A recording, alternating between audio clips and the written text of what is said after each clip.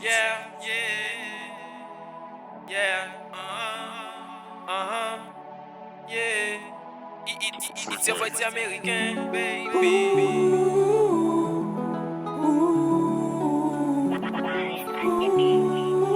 Dibby on the beat.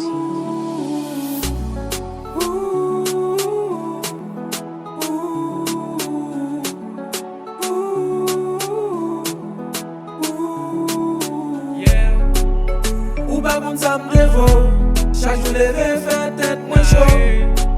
Pou m ka mene ou nan resto, lè pa ale ou konfle tan koutou.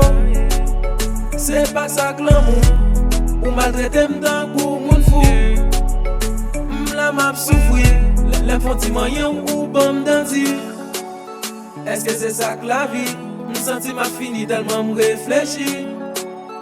Ou men m wap souri, chak jou le vak zanmi m wal pran plezi. M rep nan kaitan kon zombi, fwa sa m pa kapab ankor.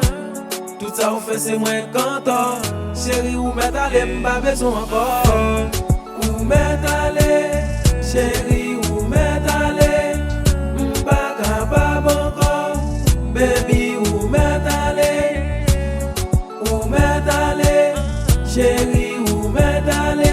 Se ba anye ou tap regle, chéri ou met ale. Oui chéri m gen rezon, sa wap fem lan pa bon. Eske se paske m pa gason, ou bien sa ki de ou abi bon. On jen jan bien kampe tan mou, ou fem tou non ma ozo. Tout jounen fè tèt mwen chou, ap pambil pou ale nan studio. Tout zanmi map trip sou mwen, ap trete m de bobo yo. Ave ou m te vle bati yon fami, poutan se kem ou te vin detwi. Mem lem konen la vi a te di, m toujou fè effort pou te ka rejwi. En verite chéri m senti m dezolé, non se pat sa m te vle baby ou met ale.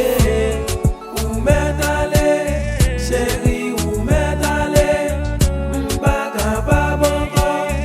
Baby